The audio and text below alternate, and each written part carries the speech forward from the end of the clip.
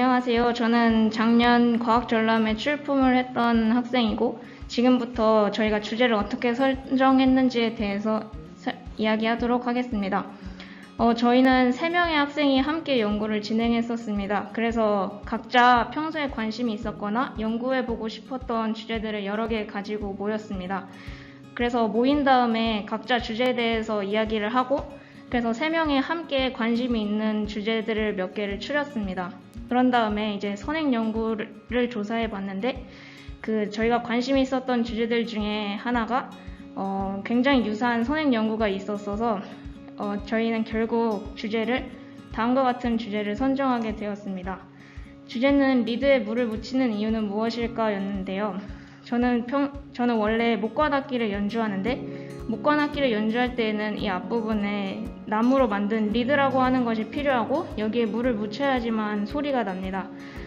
이거를 그냥 배우기만 했었는데 그 이유에 대해서 평소에 궁금해하고 있었기 때문에 이것을 연구 주제로 정하게 됐습니다.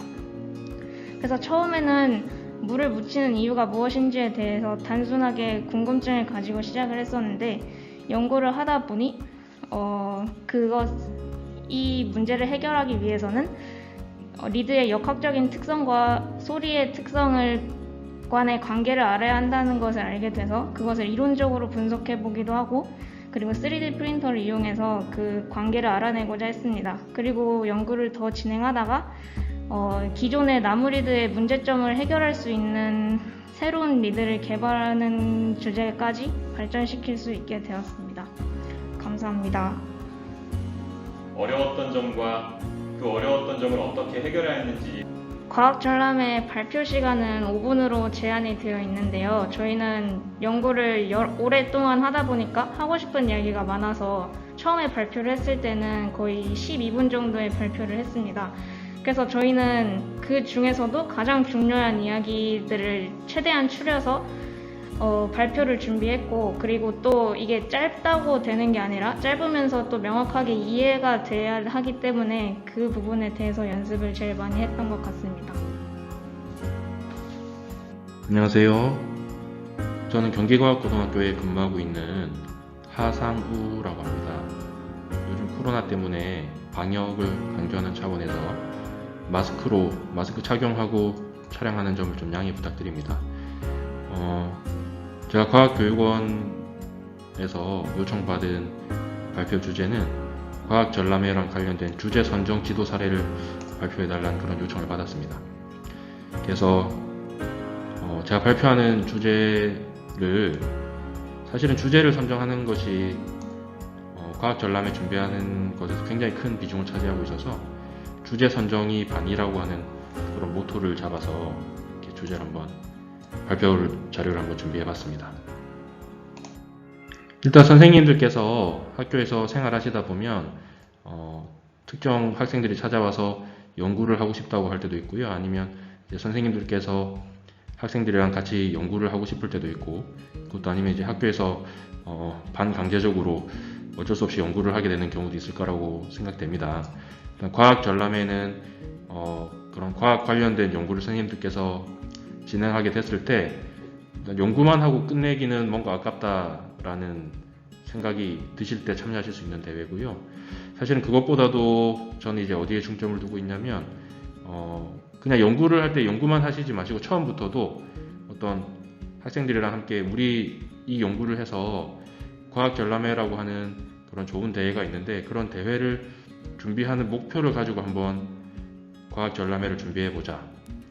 그런 식으로 학생들에게 분명한 목표를 제시하고 함께 연구를 하면 그냥 막연히 연구하는 것보다 학생들에게 더 동기부여도 되고 또 학생들이 더 연구에 열심히 참여하게 된다는 것을 제가 경험적으로 느꼈습니다.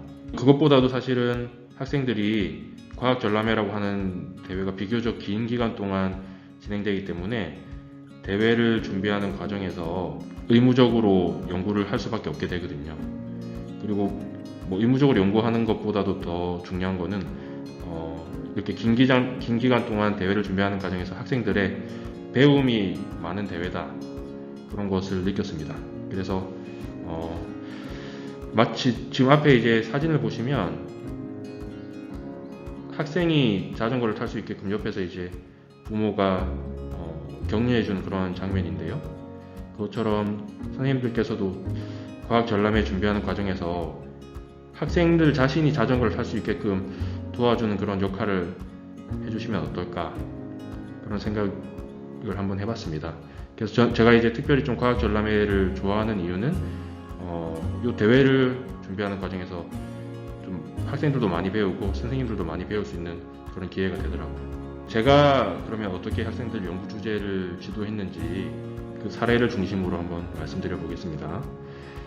일단 제가 처음에 학생들이랑 한 것은 학생들한테 최대한 많은 의문 또는 질문 또는 궁금한 점이 있는지 그런 것을 한번 물어봅니다. 첫 번째 만남에서. 근데 물어보면 학생들이 대체로 대답을 잘 못하는 경향이 있더라고요. 그래서 그런 경우에는 일주일 정도 시간을 두고 주변을 한번 관찰해 보라고 그래요. 그래서 너가 생활을 하면서 뭐 좀 궁금한 점이 생겼는지. 근데 사실은 그것보다 더 좋은 것은 학생들이 지금까지 살아오면서 혹시 궁금한 게 있으면 그게 참 좋은 연구 주제가 되더라고요. 그래서 뭐 그런 게 있으면 더 좋고, 그게 없다면 지금부터라도 너가 생활하면서 또는 자연현상을 관찰하면서 궁금증이 생기는 게 있으면 그거를 적어오라고 합니다. 근데 이 경우에도 그냥 막연하게 적어오라 그러면 학생들이 질문을 한두 개 적어오거나 뭐 그런 경우도 있거든요. 아예 안 적어오고 생각나는 게 없었어요 하거나. 그래서 정확한 개수를 정해주고 적어오라고 하는 게 좋은 것 같습니다. 제 경우에는 보통 한 사람당 5개 정도씩 궁금한 점을 적어오라고 했습니다. 그래서 지금 보시는 뭐 이런 질문들이 학생들이 저한테 적어온 그런 뭐 질문들입니다. 그리고 이제 학생들이 질문을 많이 적어올 텐데요. 그러면 그 질문들을 범주화해보는 그런 작업을 한번 해봤습니다. 그리고 그 범주화가 가능하면 각 범주에서 의문을 더 생각할 수도 있습니다. 예를 들면 이거 제가 한 2, 3년 전에 학생들이랑 했던 작업들인데요. 학생들에게 의문을 뭐 5가지씩 적어오라고 했더니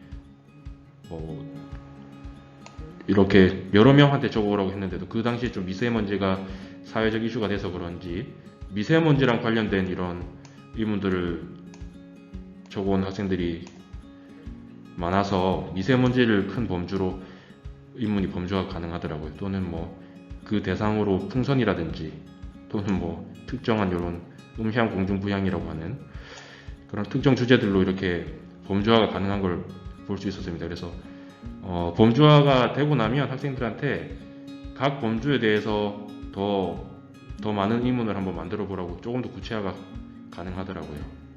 그리고 나면 사실은 학생들한테 단순히 의문을 적어 오라고 했기 때문에 그 의문이 아직까지 연구를 할 만한 수준으로 발전되어 있지 않는 경우가 많습니다. 그래서 학생들이 어떤 의문, 예를 들면 미세먼지에 대한 의문을 가져왔으면 그러면 미세먼지랑 관련해서 다른 사람들은 어떤 연구를 했는지 한번 찾아보라고 합니다. 근데 그냥 찾아보라고 하면 인터넷이나 이런 부분을 검색하면 이제 학생 수준에서 하기 힘든 그런 고차원적인 연구 논문들이 검색되는 경우도 많습니다.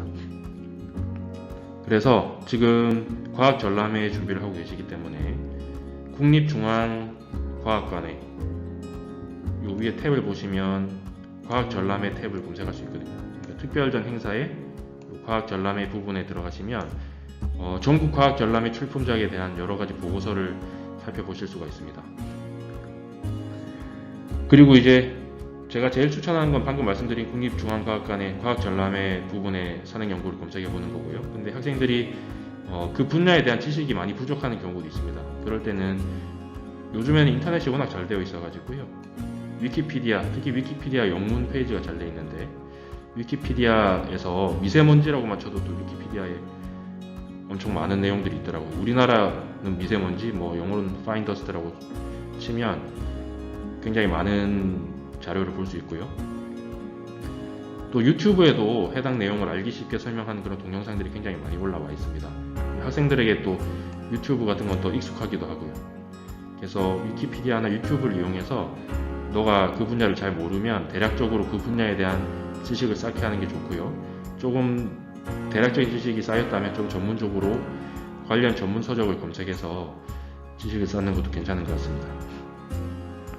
그럼 이렇게 하면 이제 대략적인 지식은 쌓을 수 있는데, 다른 사람들은 관련 분야에서 어떤 연구를 했는지 그걸 이제 반드시 찾아봐야 되는데요. 구글 스콜라에 들어가시면 해당 키워드로 관련된 연구들이 검색이 되고, 또 그 중에 한 3분의 1에서 2분의 1에 대한 논문들은 PDF로 바로 다운받을 수 있는 그런 서비스를 제공하고 있습니다. 그리고 국내에는 한국학술정보진흥원이라고 하는 데서 리스라고 하는 사이트를 운영하고 있는데요. 여기 들어가시면 대학생들이 쓴 학위 논문부터 해서 굉장히 많은 국내 연구자들의 연구 논문 원문을 보실 수가 있고요.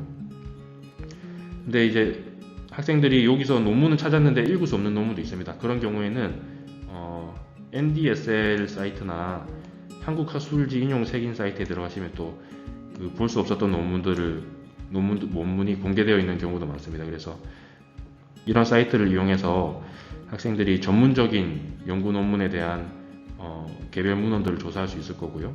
근데 사실은 이 부분에 대한 걸 찾기 전에 개별 문헌 조사는 아까 말씀드렸던 전국과학전람회 출품작을 먼저 보시는 게 더 도움이 되시리라 생각됩니다. 그리고 내가 이제 그 분야에 대한 지식이 없다면 방금처럼 개별 문헌 조사를 하시면 관련 분야의 전문가가 누군지 알 수가 있거든요. 그래서 때로는 그 전문가에게 직접 연락을 이메일이나 이런 걸 통해서 하면 도움을 주는 경우도 있습니다. 근데 이제 학생들에게 막연히 선행 연구 탐색해봐라 그러면 잘 안 되는 경우가 있어서 다음과 같은 체크리스트를 체크하면서 같이 선행 연구를 탐색하게 하면 도움이 되는 경우가 있습니다. 그래서 일반적으로는 학생들에게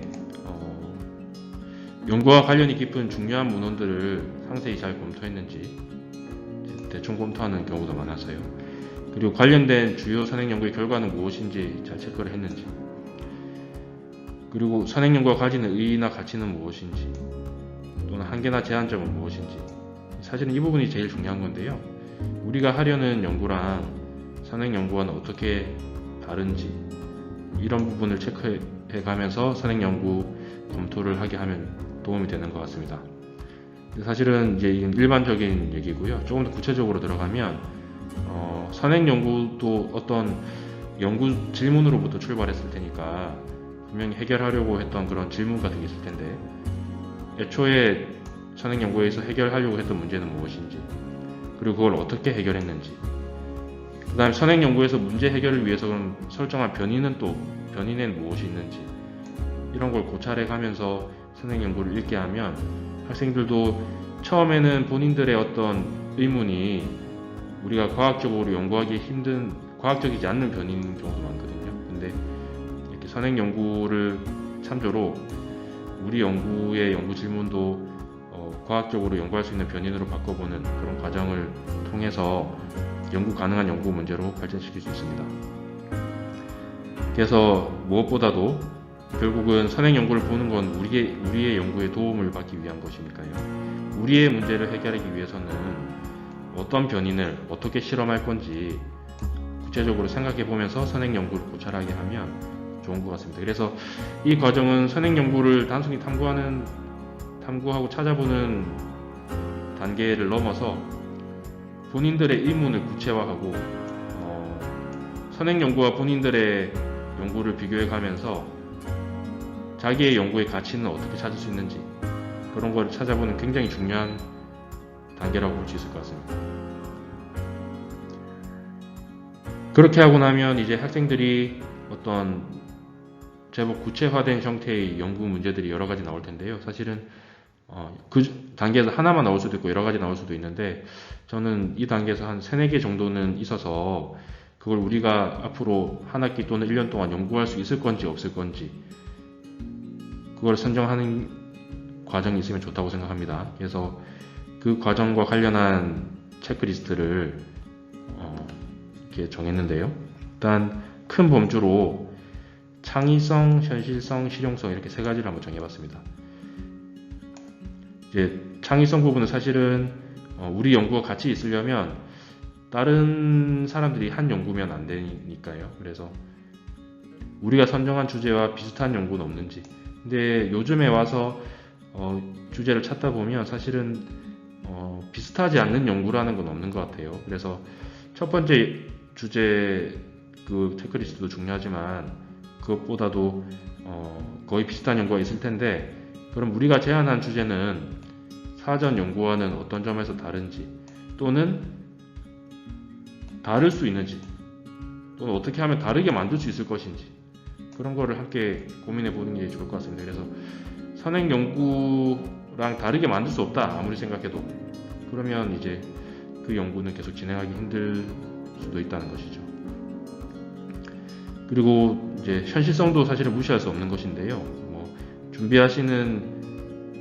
함께 준비하고 있는 학생에 따라서, 저는 이제 고등학교에 있으니까 고등학생이 할 수 있는 연구인지 또는 중학생이나 초등학생이 할 수 있는 연구인지, 그거를 잘 판단해야 될 것 같습니다. 이게 때로는 학생들의 능력이 안 되는 연구를 하셔서 학생이 연구하고 있는 게 아니라 교사가 연구하고 있는 경우도 제가 많이 봤었습니다. 그러면 선생님들도 이제 학교 생활 하시느라 많이 바쁘신데 굉장히 힘들어 하시는 거 많이 봤고요.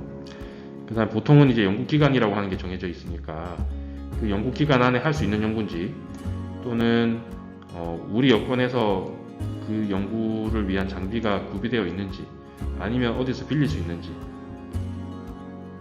또는 어디서 예산을 지원받아서 뭐 좀 비싼 장비라도 쓸 수 있는지, 그런 거를 면밀하게 검토해 봐야 될 것 같습니다. 그래서 창의성은 굉장히 높은데 현실성이 떨어져서 연구를 못하는 경우도 굉장히 많습니다. 그리고 마지막으로 이렇게 했던 연구가 어디에 활용 가능하면 좋으니까요. 우리의 연구를 어디 써먹을 수 있는 데가 있는지, 이런 큰 세 가지 범주 하에서 한 3-4가지 정도의 연구 문제에 대해서 점수를 매기셔도 좋고 학생들이랑 토론을 하셔도 좋고요. 그래서 가장 적절한 연구 문제를 연구 주제로 2단계에서 선정하는 게 좋을 것 같습니다. 그리고 제가 교사 인터뷰에서 각 대회에는 각 대회에 맞는 주제가 있다는 말씀을 드렸습니다. 그래서 이제 앞에 체크리스트로 과학전람회를 위한 주제를 평가해 보시되, 과학전람회에서 높은 평가를 받았던 주제를 보시면 이제 어떤 주제를 잡는 게 좀 좋은지에 대한 예측이 되실 것 같아서 대통령상이랑 국무총리상 최근 10년 또는 7년에 대한 그런 주제를 제가 적어왔습니다. 그래서 보시면 과학전람회에만 좀 해당되는 매우 특별한 것 중에 하나는, 여기 백제의 미소 연구는 그 서산마의 삼종불상에 대한 연구를 한 거고요.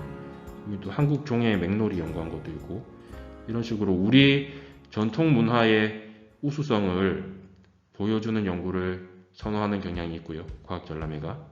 그리고 지금 이제 2019년도 작품을 보시면 중화 예측 프로그램의 활용 방안 연구,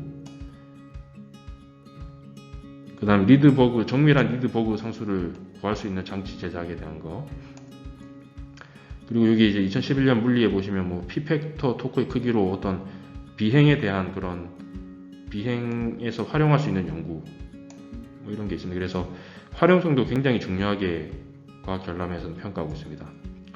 그리고 최근에는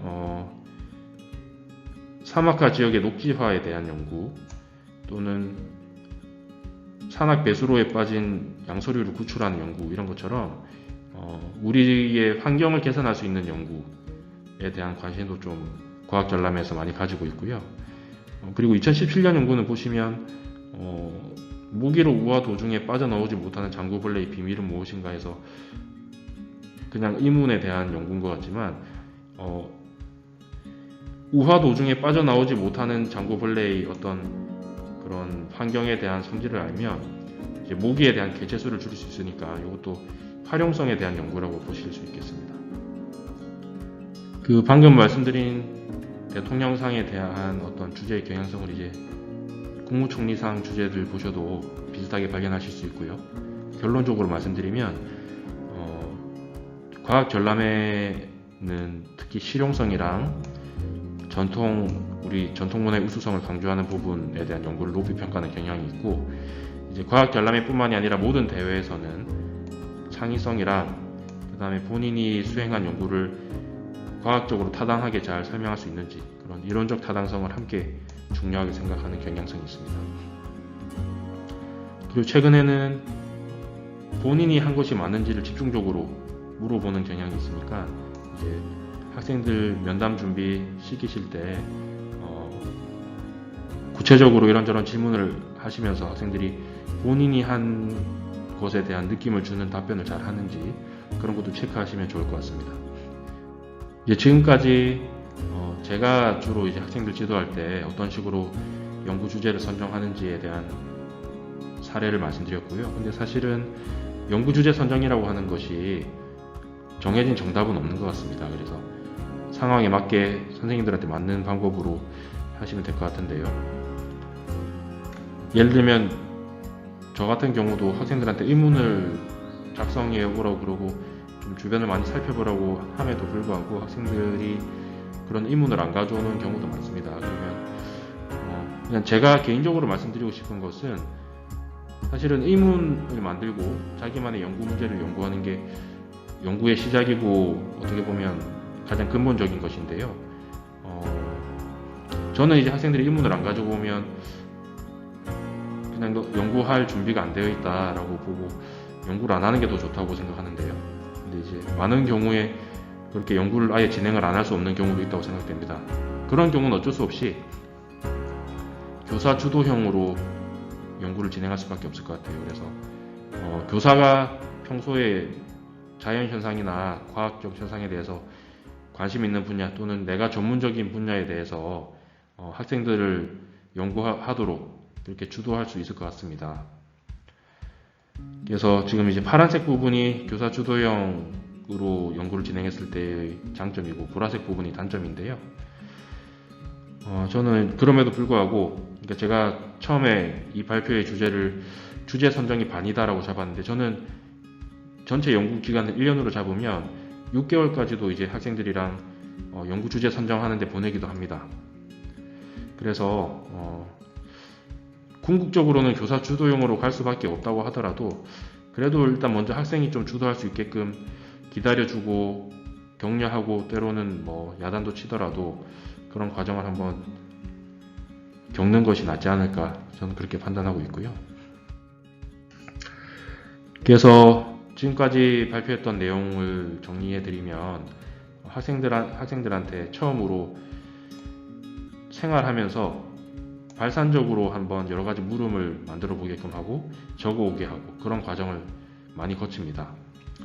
그리고 그 물음을 연구 문제로 발전시키기 위한 목적으로 그리고 나의 물음이 어떤 가치가 있는지 알아보기 위한 목적으로 선행 연구를 탐색하고요. 그렇게 탐색돼서 추려진 연구 문제 3-4가지를 주제 선정 체크리스트라는 것을 통해서 평가를 합니다. 그렇게 해서 선정된 연구 주제를 가지고 연구를 진행하죠. 근데 사실은 이렇게 연구를 진행하는 과정에서도 선정된 연구 주제가 제대로 연구되지 않는 경우도 있어요. 여러 가지 현실적인 문제 때문에. 그런 경우에는 다시 앞에 골라놨던 3-4가지 중에 다른 연구 문제를 가지고 연구 주제를 선정하시거나 아니면 아예 물음을 생성하는 단계로 이렇게 넘어오는 일도 빈번히 발생하는 것 같습니다.